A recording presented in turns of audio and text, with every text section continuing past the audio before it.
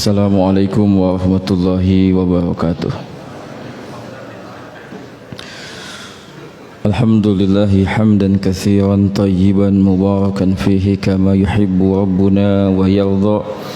Asyhadu an la ilaha illallah wahdahu la syarikalah wa asyhadu anna Muhammadan abduhu wa rasuluhu alladzi la nabiyya ba'dah. Allahumma salli wa sallim wa barik ala sayyidina Muhammadin wa ala alihi wa sahbihi ajma'in. Allahumma inna nas'aluka ilman nafi'an wa rizqan tayyiban wa amalan mutaqabbalan. Amma ba'du. Bapak Ibu jamaah rahimakumullah, alhamdulillah segala puji bagi Allah. Kita masih diberikan kesempatan usia, kesempatan hidup dalam lindungannya, dalam rahmatnya, dalam pertolongannya, dalam taufik dan hidayahnya. Mudah-mudahan kita selalu dijaga oleh Allah, selalu dibimbing oleh Allah, karena itulah kehidupan yang paling indah, ketika kita bisa hidup di atas jalan hidup yang lurus, di bawah bimbingan Allah Subhanahu wa ta'ala. Salawat dan salam selalu kita sampaikan untuk Nabi kita yang mulia, Rasul yang kita cintai, pemimpin dan penutup para Nabi dan Rasul, guru agama dan kehidupan kita, yaitu Rasulullah Muhammad sallallahu alaihi wasallam. Sesungguhnya kebahagiaan kita sebagai mukmin itu tergantung kepada kualitas ittiba kita kepada sunnah Rasulullah sallallahu alaihi wasallam. Jadi kalau kita ingin berbahagia, cintai Rasulullah, kemudian ikuti ittiba kepada sunnah Rasulullah sallallahu alaihi wasallam. Bapak Ibu jamaah rahimakumullah, nampaknya lebaran semakin mendekat. Banyak orang sudah mulai dicukur, ya.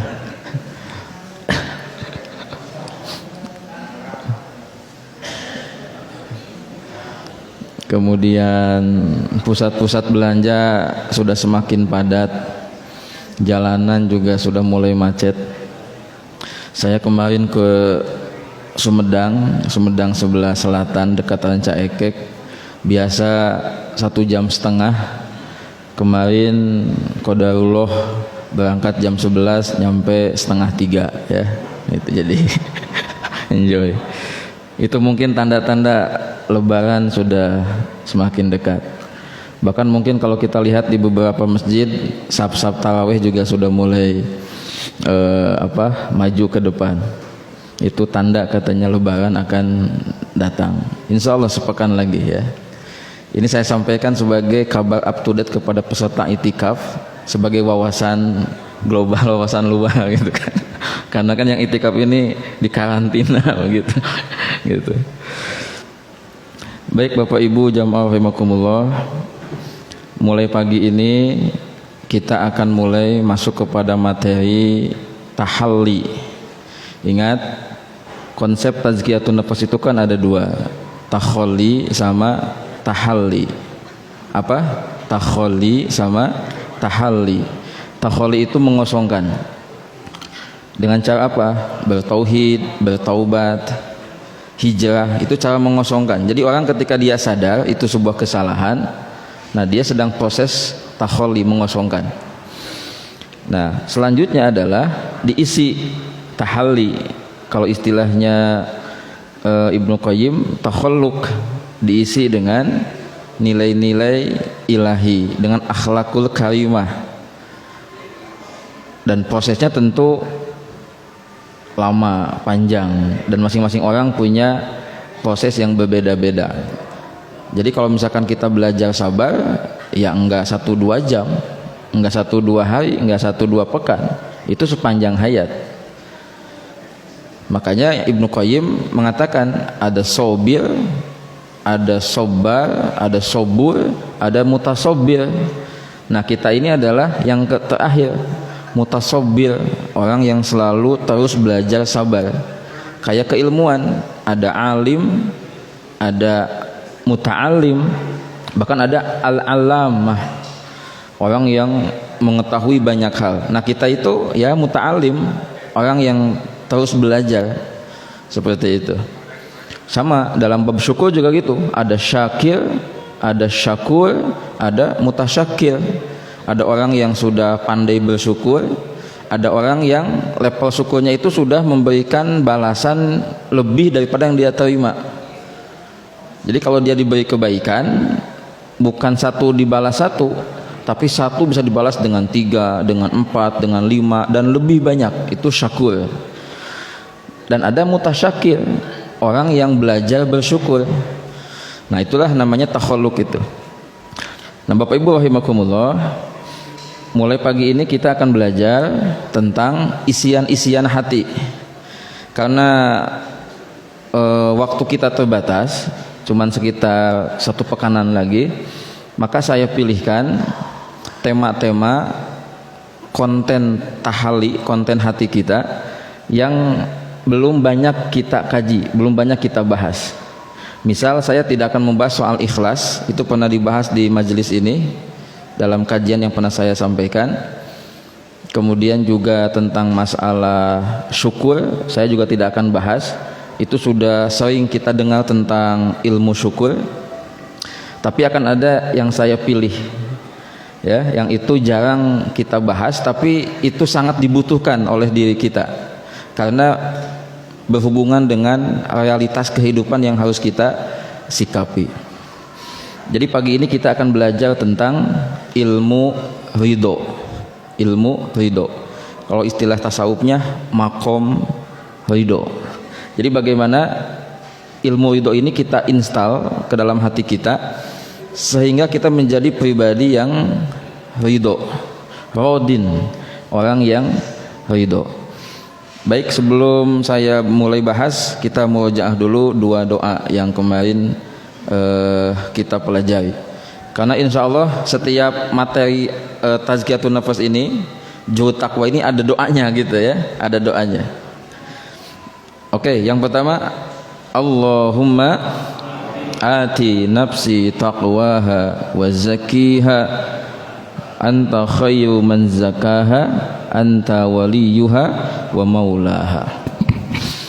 Ayo Bapak Ibu ya, dipraktekan, dibaca. Karena orang ketika membaca suatu doa menggambarkan orang itu butuh dengan yang dia doakan dan sudah merasa penting dengan doa yang dia panjatkan.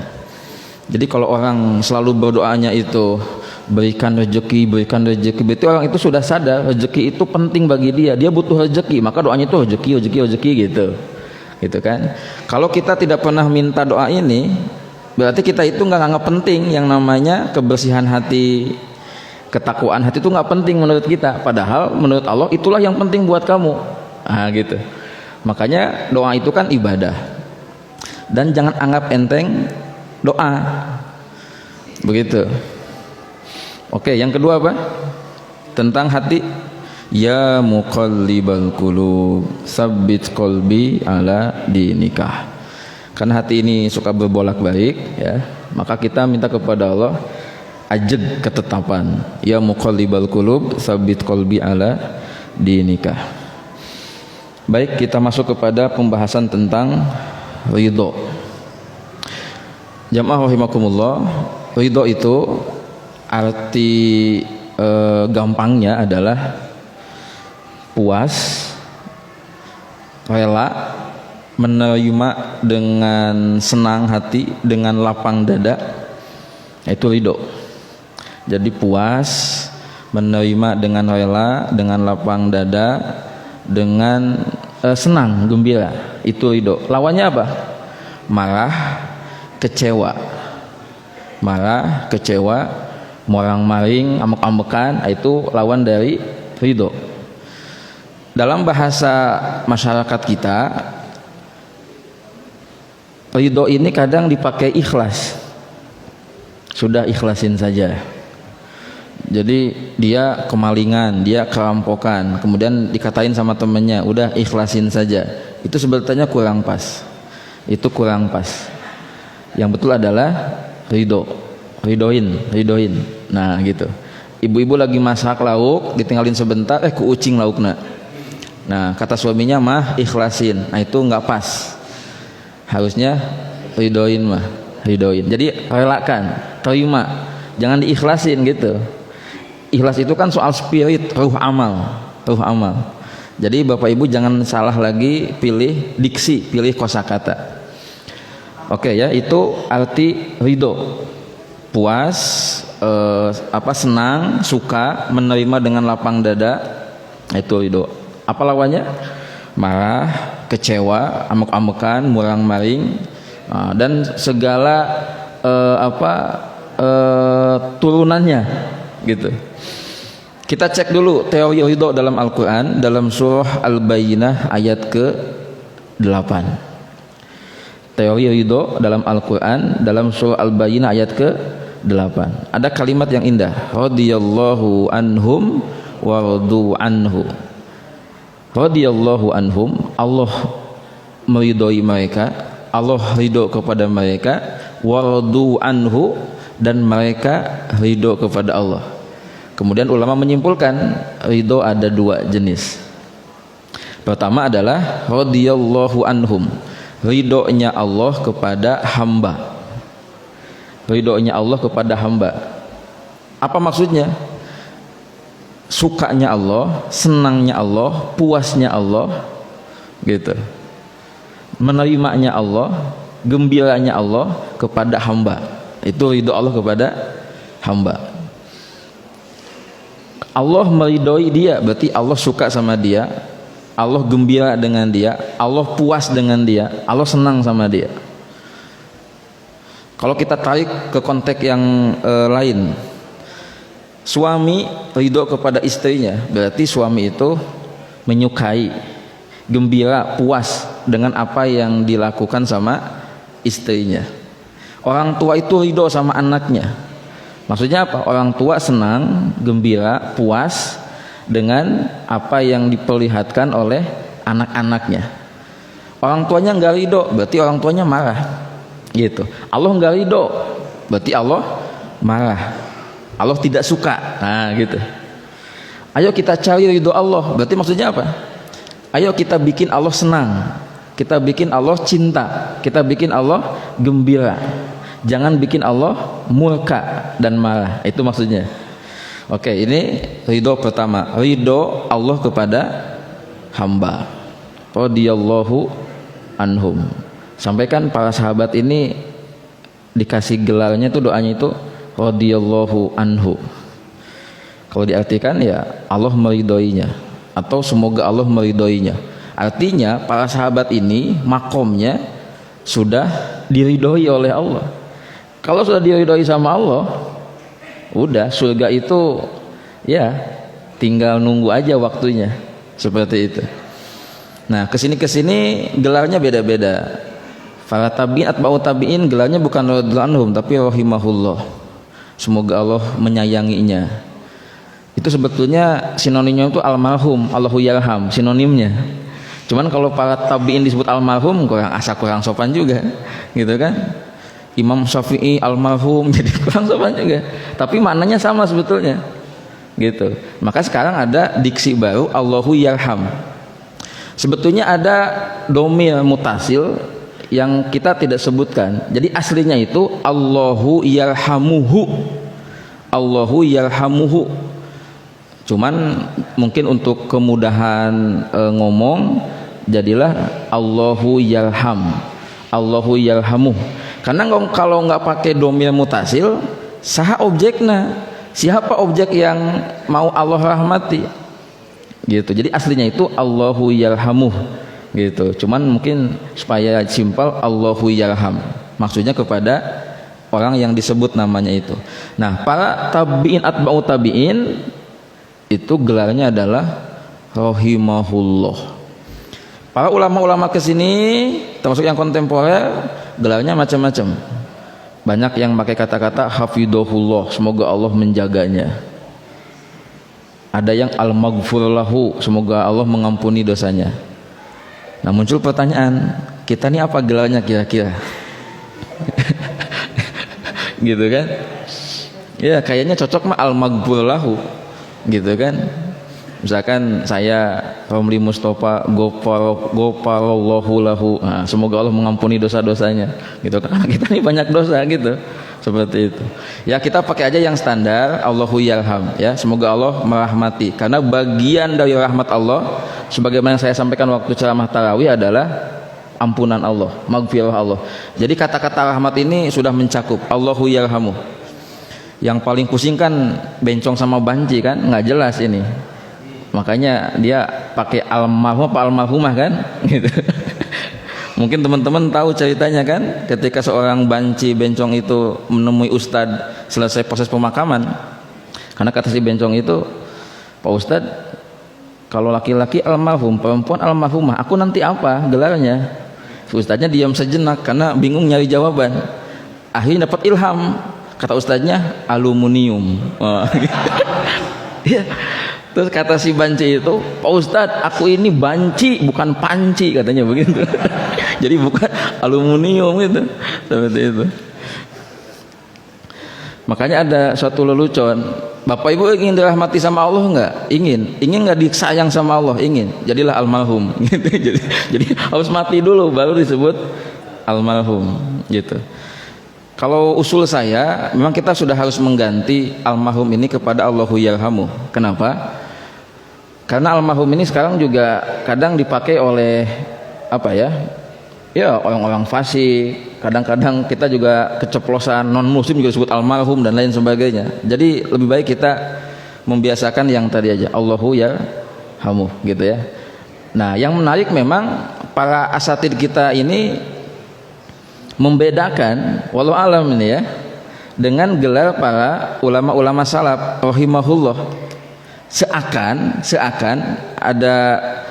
ada sikap begini, penilaian begini, kalau mereka itu insya Allah lah hakon itu mah Allah merahmati mereka, maka pakainya dia fi'il madi rahimahullah. Nah kalau kita ini kan belum jelas gitu, maka mudah-mudahan Allahu yarham dia pakainya fi'il mudhari. Seperti itu. Wallahu a'lam bishawab.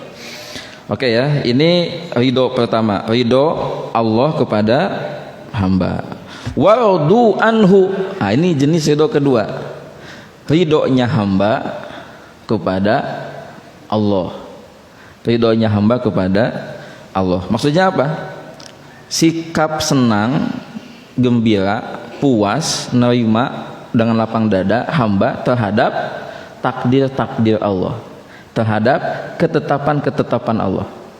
Nah, ketetapan Allah itu kita biasa sebut dengan konsep sunatullah.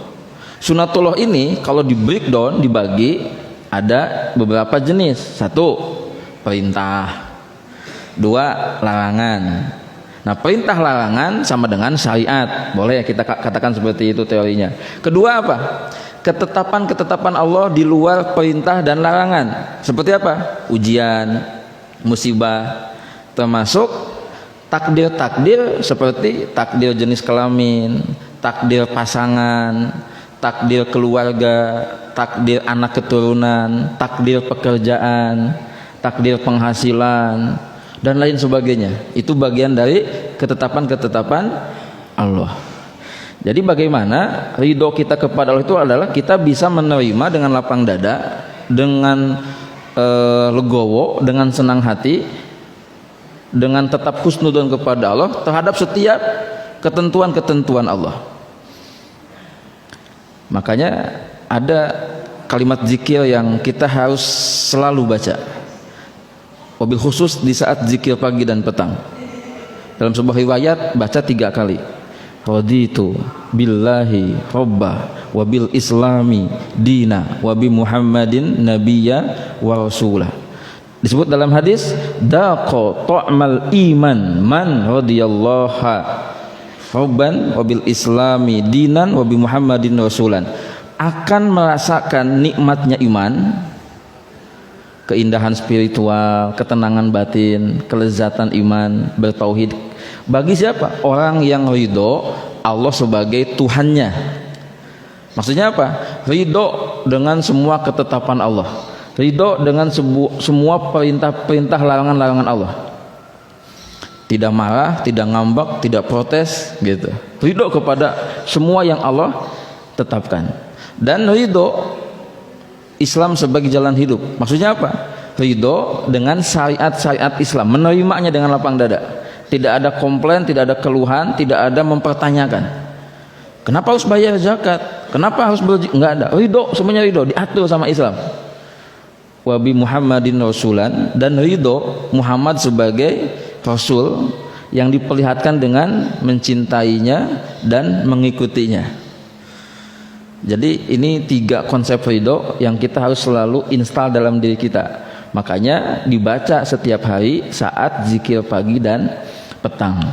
Bahkan di beberapa madrasah zikir ini juga dipakai saat mau belajar. Jadi ketika anak-anak mau belajar itu doanya diantaranya itu, raditu billahi robba wa bil islami dina wa bi Muhammadin nabiyya wa rasula rabbi zidni ilma warzuqni fahma. Jadi itu adalah kayak mengafirmasi, aku ridho Allah sebagai Tuhanku, aku ridho diatur sama Allah, aku ridho dengan semua ketetapan-ketetapan Allah, aku ridho dengan semua takdir-takdir Allah yang menimpa hidupku, aku ridho, aku pasrah, aku senang, aku gembira. Tidak memprotesnya, tidak marah kepada Allah, apalagi menyalahkan Allah. Aku ridho. Itu teorinya Pak ya. Prakteknya, maka tadi kita ini takhalluk, terus belajar sampai nanti kita ada di makom ridho. Nah sekarang saya sampaikan hikmah sama beberapa kisah yang mudah-mudahan kita jadi semakin paham dengan konsep ridho ini, sampai nanti kemudian hati kita ini diisi dengan ilmu ridho. Yang pertama, Wahib bin Warad berkata, aku mendengar keterangan bahwa Musa alaihi salam berkata, wahai Allah, beritahukan kepadaku tanda-tanda ridhomu kepada hambamu.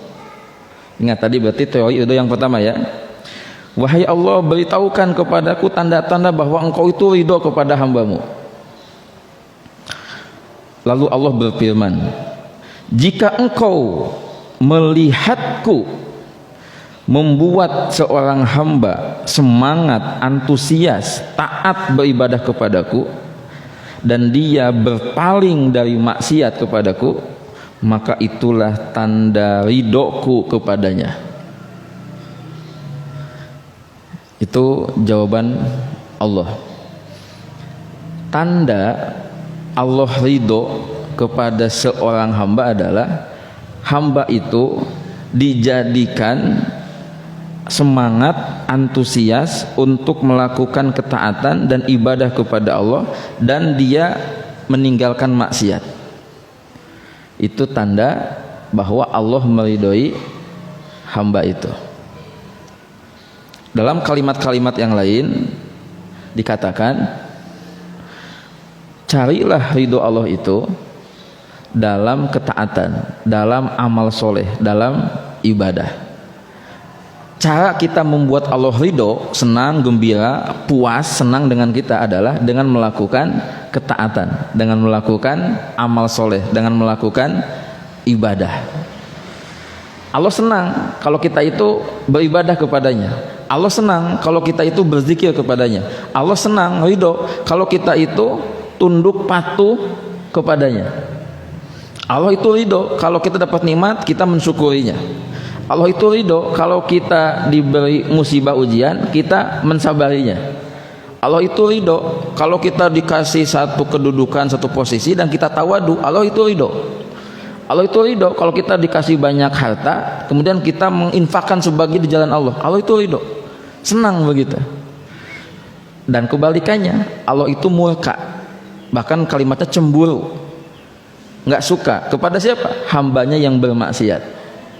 Gitu. Berarti ini ilmu tentang menyenangkan Allah. Bagaimana cara membuat Allah itu senang. Nanti Bapak Ibu rahimakumullah, ilmu ridho ini bisa kita tarik dalam konteks yang lain, konteks berumah tangga, konteks parenting dan lain sebagainya. Karena masalah ridho ini ternyata ada hubungan dengan surga. Cara kita supaya bisa masuk surga adalah raih ridho Allah, buat Allah ridho dulu. Nah itu, jadi surga kita itu tergantung kepada ridho Allah. Kalau Allah sudah ridho kepada kita, surga itu akan diberikan kepada kita. Dalam konteks rumah tangga suami istri, surganya istri ada pada ridho suami.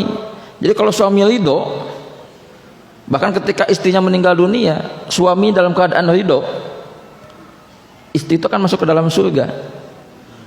Makanya ibu-ibu, saya mengingatkan, mungkin ibu sudah tahu teorinya, ilmunya. Jalan ibu masuk surga itu adalah bagaimana ibu meraih ridho suami. Jangan sampai suami ibu itu marah, kesel, kecewa sama ibu karena hal-hal yang tidak patut, hal-hal yang negatif, pelanggaran-pelanggaran. Bikin suami itu selalu tersenyum, selalu semangat, hatinya selalu yang gembira, ridho. Berat itu, berat. Karena istri harus mengorbankan perasaannya. Bisa jadi istri itu merasa ada hak-hak dia yang belum dipenuhi, tapi demi membuat suami ridho, karena ridho Allah ada pada ridho suami, dia mesti mengorbankan perasaannya. Padahal mungkin nafsunya, setan tuh mendorong, balas. Suamimu itu nggak betul, ya, nggak tanggung jawab, ada hakmu yang nggak diberikan. Jangan kasih juga hak dia sama kamu. Ini yang pernah saya ceritakan. Ada seorang ibu-ibu bertanya kepada saya punya suami yang susah bangun subuh, ngebluk kesiangan wae. Salah satu caranya bagaimana adalah saya akan memberi dia pelajaran. Kalau dia minta jatah seksual, saya tidak akan kasih. Sebagai pelajaran supaya dia mikir. Nah, kata saya, jangan gitu buah, ya, jangan gitu. Nanti kalau suami istri itu saling balas dendam, kapan terjadinya sakinah mawaddah warahmah? Kapan tercapai tujuan mendapat ridho Allah? Ridho Allah buat ibu adalah mentaati suami, membuat suami itu ridho. Karena yang ibu cari itulah ridho Allah. Ridho Allah buat suami adalah membahagiakan istri, mensejahterakan istri, dan menjaga mereka dari api neraka dengan pendidikan agama. Itu ridho Allah buat suami. Jadi suami harus terus memberikan yang terbaik buat istri, walaupun istrinya itu kadang mungkin kurang berterima kasih, pelit ngomong terima kasih papa gitu kan, atau mungkin suaminya sudah beak-beakan memberikan yang terbaik dengan baik gitu kan, tapi istrinya kadang tidak memberikan hak suami. Kan yang sering terjadi ketika hak itu nggak diberikan, kadang kita jadi reaktif, kemudian jadi bisa bertengkar gitu. Yang sulit itu terus memberikan kebaikan, karena itu kewajiban kita, tanggung jawab kita, dan itu ada jalan ridho Allah untuk kita, walaupun orang yang kita kasih kebaikan itu berbuat jahat sama kita. Itu yang berat, itu yang berat. Sama dalam konteks keluarga, surga buat anak itu ada pada ridho orang tua, gitu ya.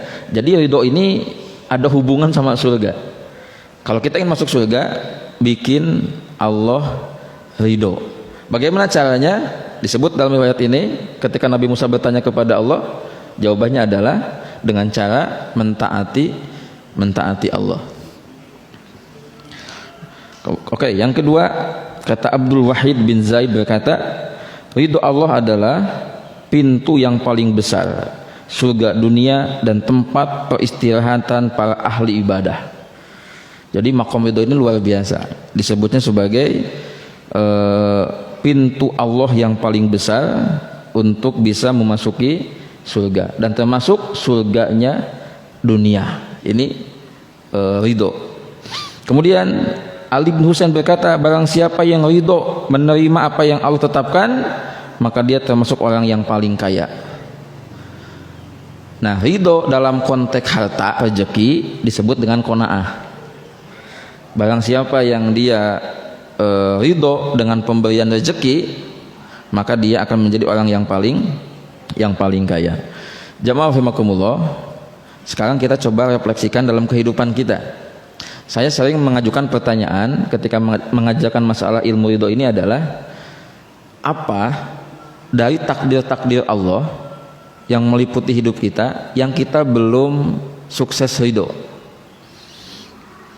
Jadi masih ada marah, kecewa, belum menerima, bahkan menyalahkan Allah, bahkan menganggap Allah itu tidak adil.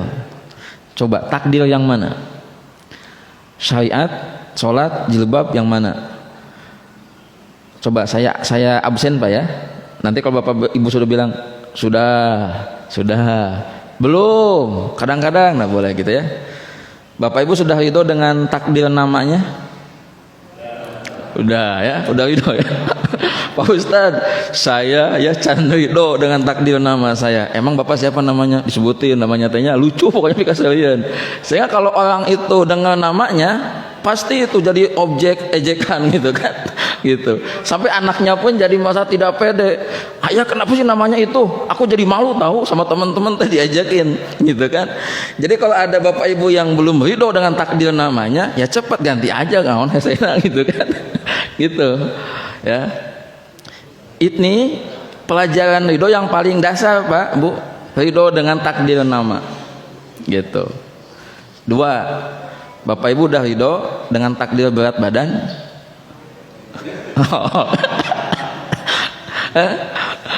Kalau Bapak Ibu udah ridho dengan takdir berat badan, akan bahagia, happy. Walaupun cek batu teh meni gendut, meni begeng, oh enggak, Bapak Ibu udah nggak peduli, udah happy, udah ridho. Lanjut, Bapak Ibu udah ridho dengan tinggi badan? Tak etan ngajawab insya Allah tah, ya kadang ridho kadang ente gitu kan, gitu. Pas mungkin lagi berdiri sama yang setara ridho, pas lagi berdiri jeung nuluwi jangkung, nah itu jadi dia ridho. Ya lanjut absennya. Bapak Ibu udah ridho dengan takdir pasangan? Nah itu. Barang siapa yang pernah ngomong dalam hatinya, andaikan bisa kuulang, kenapa aku menikah sama dia? Jadi itu teh contoh ada proses belum meridhoi 100%, gitu ya. Bapak Ibu ridho dengan anak-anaknya? Ridho. Ayat 2 masalah ridho kepada anak. Ridho dengan jenis kelaminnya. Ada kan orang itu maunya anaknya itu perempuan, takdirnya laki-laki, jadi nggak nerima. Ayah nusa balikna, maunya anak laki-laki, takdirnya perempuan, sampai dia belum menerima takdir itu, bahkan nganggap kamu bukan anak saya. Nah itu nggak boleh gitu, nggak boleh gitu ya, gitu. Kembali ke masalah pasangan nikah. Bapak Ibu ridho dengan mertua, dengan takdir ipar, ya betul ya. Nah bagi yang belum ridho, saya coba improvisasi zikir yang tadi, raditu billahi robba wabil islami dina wabi muhammadin nabiy wa rasula. Improvisasi. Bapak Ibu di mana yang belum ridhonya, sebutin kalimatnya. Contoh, misalkan ada seorang laki-laki sudah menikah, dia belum ridho dengan pasangannya, belum nerima gitu, sampai kenapa sih aku nikah sama dia dan lain sebagainya, dan belum ridho dengan keluarga besar dia, sehingga sering terjadi konflik. Nah saya ajarin sebuah doa, sebutin nama istrinya siapa, misalkan Jubaidah, punten kalau ada yang nama Jubaidah ya, Jubaidah, kemudian bilang begini, saya ridho Allah sebagai Tuhanku, saya ridho Islam sebagai agamaku, saya ridho Muhammad sebagai Rasulku, dan saya ridho Jubaidah sebagai istriku. Ini bentuk afirmasi itu, afirmasi itu. Oke, lanjut. Bapak Ibu ridho dengan takdir pekerjaan? Ya. Apakah ini pekerjaan yang dulu cita-citakan, diimpikan? Tidak. Nah, ketika mengatakan tidak, itu proses ridhonya luar biasa itu. Ya, gitu.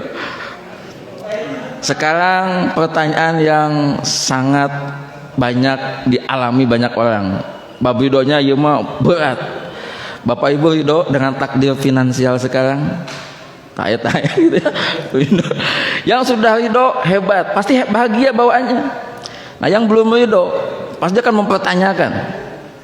Why not me? Why me? Itu dah. Kenapa aku? Itu gitu. Nah, selain why me, ada why not me. Gitu. Kenapa bukan aku gitu. Jadi pas lihat orang sukses, orang yang nampaknya lebih sejahtera, lebih hebat, lebih terkenal, muncullah kalimat mempertanyakan kepada Allah, why not me?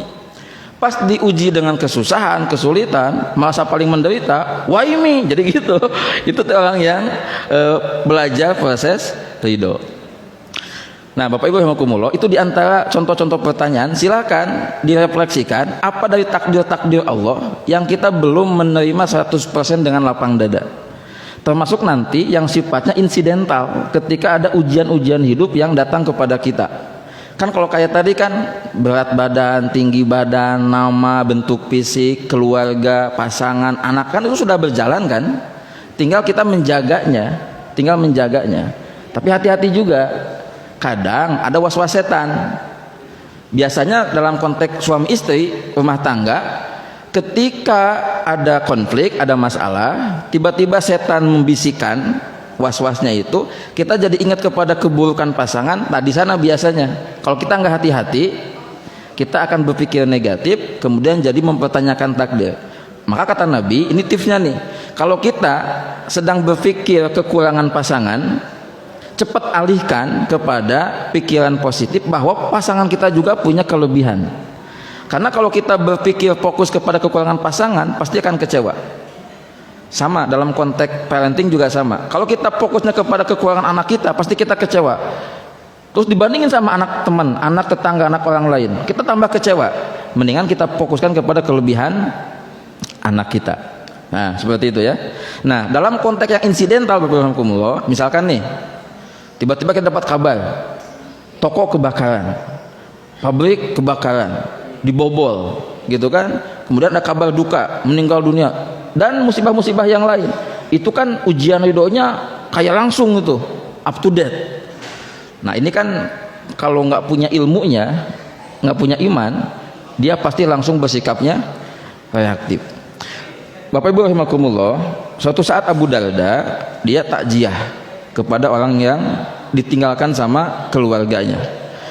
Yang hebat, orang yang ditinggalkan ini dia nampak tidak ada raut muka yang sedih dan lain sebagainya, enggak, biasa-biasa gitu. Kata Abu Darda, bagaimana kabarmu, keadaanmu? Dia bilangnya, saya sabar, saya meridhoi takdir-takdir Allah. Apa kata Abu Darda? Betul, bagus, itulah sikap yang Allah kehendaki. Sungguh Allah itu menyukai ketika menguji sesuatu kepada hambanya dan hambanya itu ridho, itulah yang Allah sukai. Ini yang kemudian memunculkan sebuah teori, setiap soal hidup ada jawaban sikapnya. Nikmat disyukuri, ini kan gitu kaidahnya.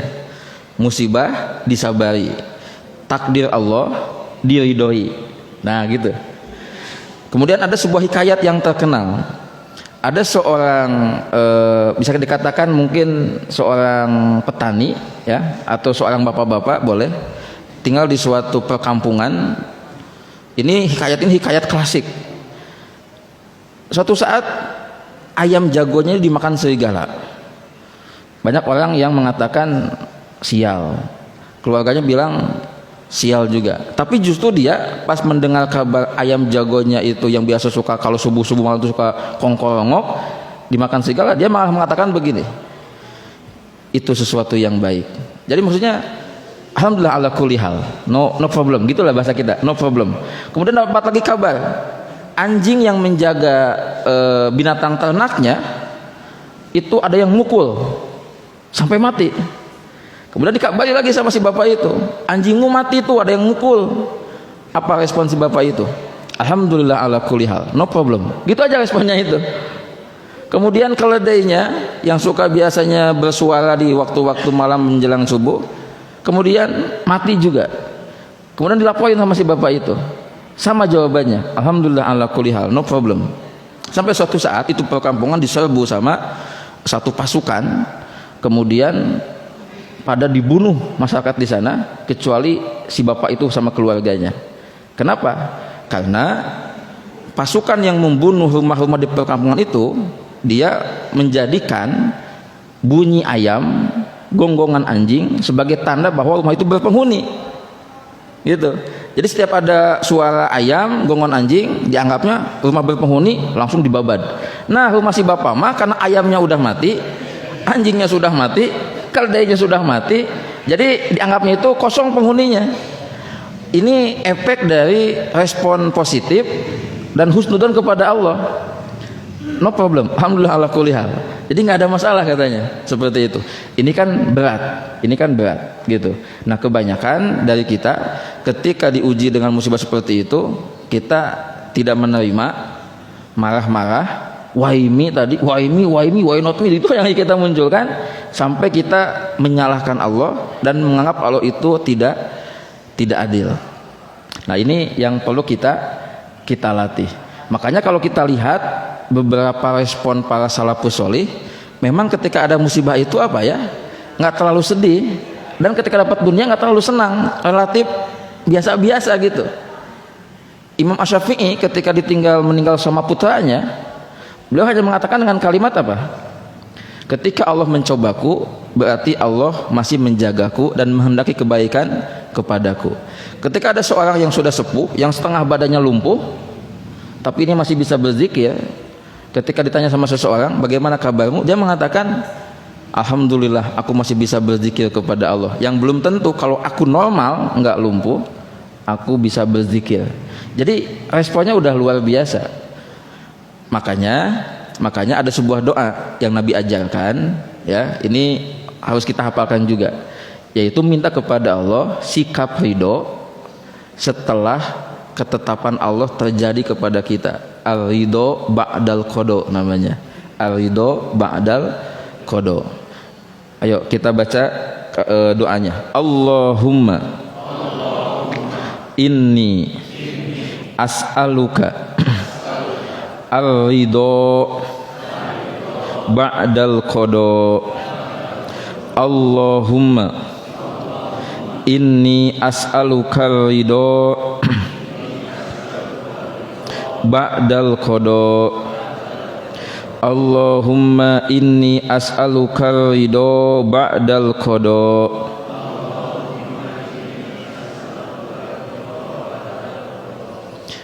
Ini Bapak Ibu doa simpel yang Nabi ajarkan supaya hati kita ini dipenuhi ridho dengan takdir-takdir Allah. Barang siapa yang masih suka atau kadang membandingkan diri dia dengan orang lain, membandingkan nikmat rezeki dia dengan rezeki orang lain, berarti dia belum ridho, ya. Kita mesti menjadi orang yang benar-benar total ridho kepada apa yang telah Allah tetapkan. Nah, Bapak Ibu rahimakumullah, ketika seseorang hatinya dipenuhi ridho, berarti dia disebut dalam konsep tasawuf ada di makom ridho. Nah, ketika ada di makom ridho, maka nafsunya sudah menjadi nafsu yang penuh dengan keridoan. Makanya dalam teori tasawuf, nafsu itu bukan tiga, bukan mutmainnah, lawamah, amal bisu. Ada namanya nafsu yang diridhoi. Dalilnya nanti surat Al-Fajr. Ya ayyatuhan nafsul mutmainnah irji'i ila rabbiki radiyatan mardiyah. Gitu. Wahai jiwa yang tenang, kembalilah engkau kepada Allah. Pulanglah kepada Allah dalam keadaan status engkau diridhoi. Gitu. Jadi orang yang meninggal dalam kondisi hatinya sudah ridho itu sangat disambut oleh para malaikat. Makanya dalam sebuah hadis dikatakan, tidak boleh kamu meninggal dunia kecuali dalam status kamu ridho dengan takdir Allah dan husnudon kepada Allah. Itu juga diantara ciri husnul khotimah. Bapak Ibu rahimakumullah, selamat mempraktekkan ilmu ridho ini. Rumusnya adalah tadi, identifikasi takdir-takdir mana yang Allah tetapkan buat kehidupan kita yang kita ini belum ridho. Kemudian setelah diidentifikasi, misalkan dalam masalah pekerjaan, dalam masalah profesi, dalam masalah rezeki, dalam masalah rumah tangga, kemudian fokuskan kita untuk meridhoi takdir-takdir itu, gitu kan, dengan berpikir positif, terus belajar sampai kita benar-benar menerima. Nggak sedikit ada orang hidup hari ini tapi pikiran bayangannya masih di 10 tahun yang lalu. Kenapa? Karena dia belum bisa move on, dia belum bisa berdamai dengan kegagalan, dengan masalah yang dulu. Dia belum berdamai. Kalau hidupnya begitu terus, nggak akan bahagia. Maka perlu ilmu, seni, skill kita berdamai dengan kegagalan, berdamai dengan masa lalu, berdamai dengan kekurangan kita. Karena itulah cara kita untuk bisa bahagia. Makanya ilmu ridho ini adalah ilmu tentang bahagia. Saya pernah nengok seorang teman yang kondisi kesehatannya sangat memburuk, di luar prediksi sama sekali. Jadi pas saya dikasih kabar si Fulan sakit, saya langsung nengok kondisinya, aduh kok jadi begini. Ya mungkin dia menyimpan penyakit yang orang tidak tahu, dikiranya sehat walafiat saja. Ternyata ketika penyakitnya itu meledak, wah ternyata sampai membuat kondisi fisiknya itu jadi berbeda sama sekali. Ya, ininya kembung, dan sebagainya. Kemudian dia ini ahli ibadah nih, orangnya ahli ibadah, selalu menjaga sholat 5 waktunya. Nah, pas saya nengok, saya bisikin sama dia itu, ridho walakal jannah, ridho walakal jannah, ridho bagimu surga. Karena orang kalau sudah diuji begitu, jalan sukses dia cuma satu, ridho, pasrah. Kalau sudah sakit, nyeri, sakit secara fisiknya, menderita, ditambah tidak ridho, jadi sakit itu 2, lahir batin. Maka kata Imam Ali bin Abi Thalib, kalau engkau diuji dengan takdir yang buruk, kalau engkau ridho, maka takdir itu tetap berlaku, tapi engkau dapat pahala. Tapi kalau engkau tidak ridho, takdir itu tetap berlaku, tapi kau jadi dapat dosa. Nah gitu. Kata Nabi, jika Allah menguji seseorang dengan takdir-takdir yang buruk, maka jika dia ridho, Allah pun ridho. Tapi jika dia marah-marah, mempertanyakan kepada Allah, why me, why not me, dan sebagainya, Allah jadi murka. Gitu ya. Oke Bapak Ibu rahimakumullah, ini sedikit atau ringkasan tentang ilmu ridho. Tentu kalau kita bahas dalam kitab-kitab tasawuf, tazkiyatun nafas, pembahasannya sangat lebar. Makanya dalam ilmu tasawuf, ridho ini ada makom tersendiri, makom ridho. Dan para sahabat adalah teladan dalam masalah keridhoan, sehingga mereka pun akhirnya digelari radhiyallahu anhum. Allah meridhoi mereka, dan mereka ridho kepada Allah, ridho terhadap ketetapan Allah. Semoga kita pun bisa belajar seperti para sahabat yang ridho terhadap ketetapan-ketetapan Allah Subhanahu wa taala. Wallahu a'lam bishawab. Ada pertanyaan, Pak? Oh, mangga. Ya. Tes. Bismillahirrahmanirrahim.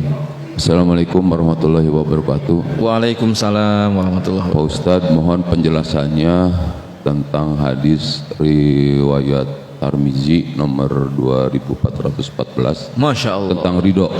Yeah. Jadi barang siapa yang mencari ridho Allah saat manusia tidak suka, dan barang siapa yang mencari ridho manusia,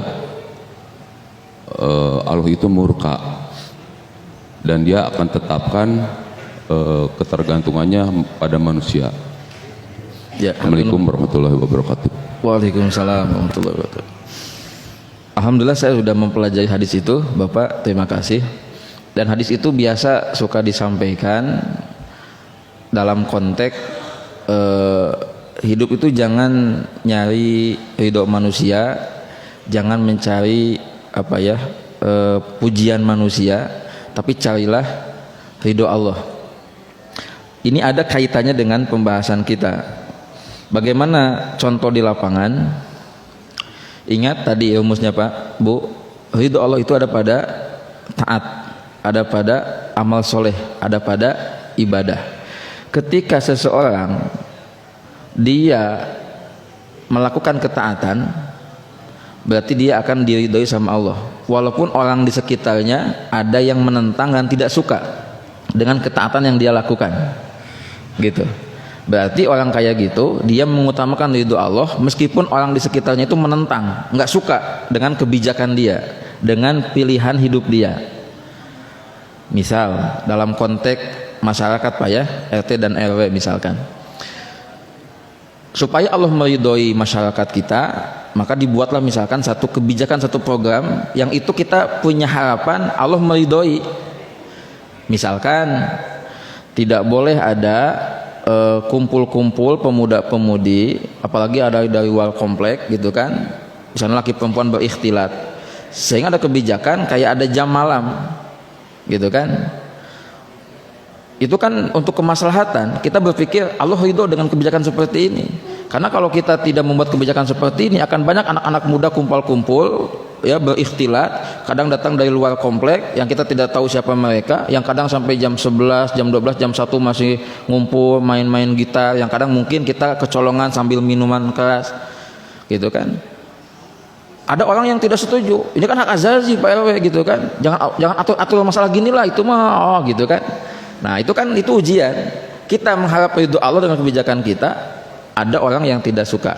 Itu contoh pertama. Contoh kedua yang sebaliknya, kita mengharapkan ridho makhluk, ridho manusia, tapi Allah murka. Contohnya apa?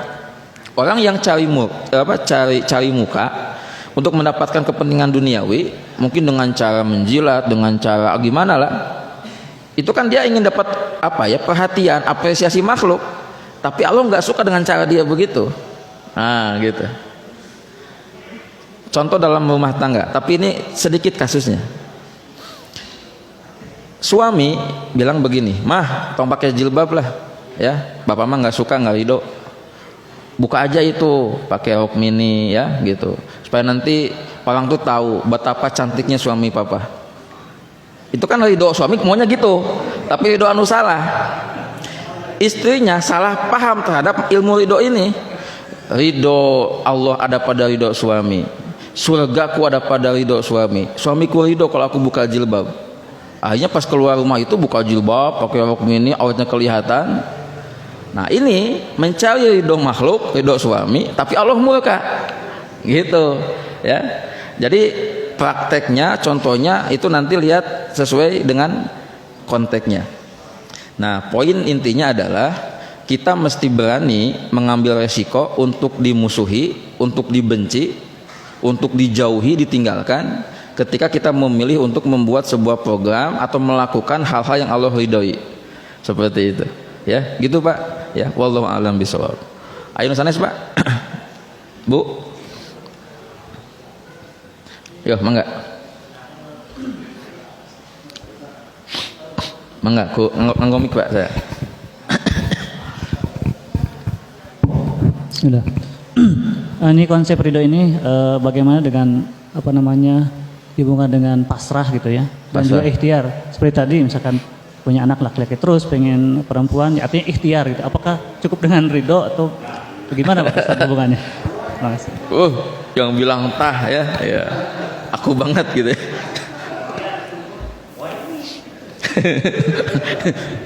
Ya, hatur nuhun. Apakah ridho itu sama dengan pasrah? Kalau pasrah itu kita artikan menerima dengan lapang dada, tanpa mempertanyakan, tanpa protes, yaitu ridho. Jadi si pasrah itu mesti didefinisikan dulu. Apa maksud pasrah itu kan? Gitu. Karena bahasa yang dipakai dalam agama kita ya ridho, gitu. Nanti pasrah mungkin ada hubungan sama yang tawakal itu, menyerahkan kepada Allah. Dan ingat konsep tawakal adalah gimana Allah gitu, udah terserah Allah gitu. Jadi nggak terlalu memikirkan tentang hasil, udah gimana Allah saja. Yang penting saya mah ikhtiar, gitu.